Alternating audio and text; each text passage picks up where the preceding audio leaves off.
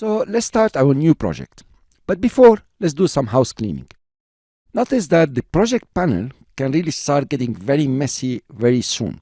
That's because we start creating compositions, bringing in images and videos that we might or might not use. It's not 100%.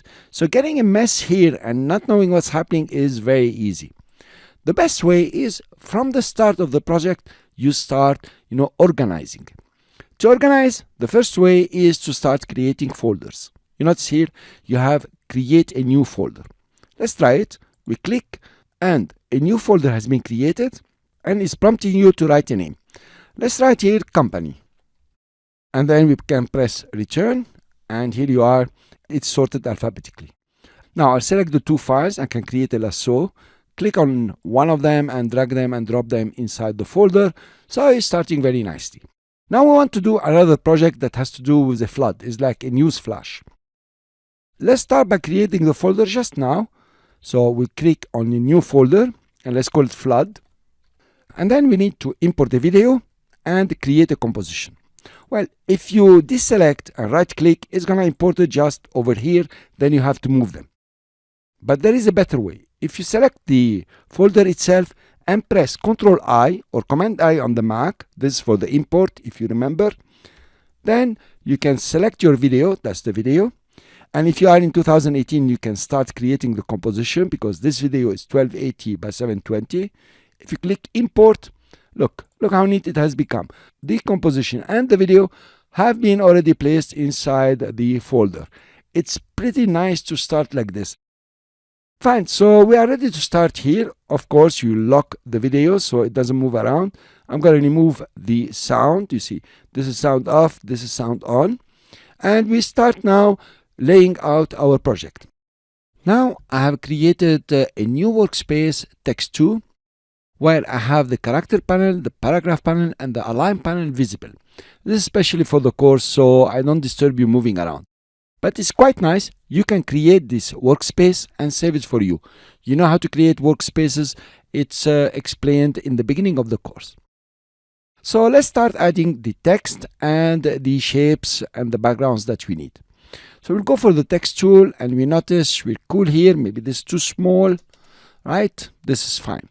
We click over here and we start writing. We want to write forests flooded by heavy rain. So I will type. You notice that the paragraph is centered. So I will go for the selection tool and move it just over here. Place the text exactly where I want as a lower third. Fine, let's add more text. But now you can use Ctrl T. Here you are. And you can click to add the other text, which is damage estimated at $20 million. For example, you can write whatever you like. I press Ctrl Enter. The font is too big, so I'm going to reduce it to 30 because this is subtitle. Go for the selection tool. You could press V and align these two nicely the way you would like. Make the spacing in between. Usually that's how it appears on the TV. Now this text needs a background. Let's go for the rectangle. You can just press Q and start drawing the rectangle. Notice I'm going to start drawing from the outside to the inside. We have transparency here. If I want to adjust it, I press space bar. Okay, that will be cool like this. Then I need to adjust it under the layers. Okay, the text layers. Then I'm going to give it some roundness on this side. That's why I put these corners out. So I will go to rectangle path 1 and the roundness here. Let's say 25 will do nicely. We click out, not bad. So this is done. Let's go on top here. So we have the place and the time. Usually this is how news go. So I will go for the text tool, Ctrl T, click and type, for example, Tanzania. Then go for the selection tool, move it wherever I like. I need to create the background now. So I press Q for the rectangle. You notice how it highlighted. Then I will click and drag and adjust it exactly what I want. Here you are. Not bad. Of course, in the timeline, I need to put it under the words. Good. But now I need to duplicate exactly the same here on this side for the date. So the best way is to select these two layers. Notice if you select the bottom layer first, you have no way to select the top layer. So the best way is to select the top layer first and then press shift, select the bottom layer. Now notice here in the timeline what I'm gonna do. I will duplicate this layer because I want them identical. So you come in your timeline here, you select the layers. So I will select shape layer 2 and Tanzania, press Ctrl D, and they are duplicated.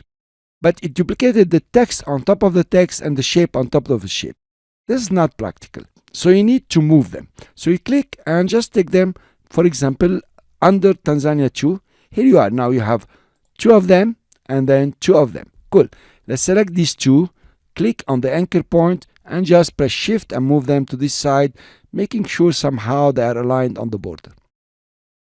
So now I will select Tanzania 2, double click if I like from here, and write August 2045. I'm a bit cool with that. Let's align this in the center because the text is different.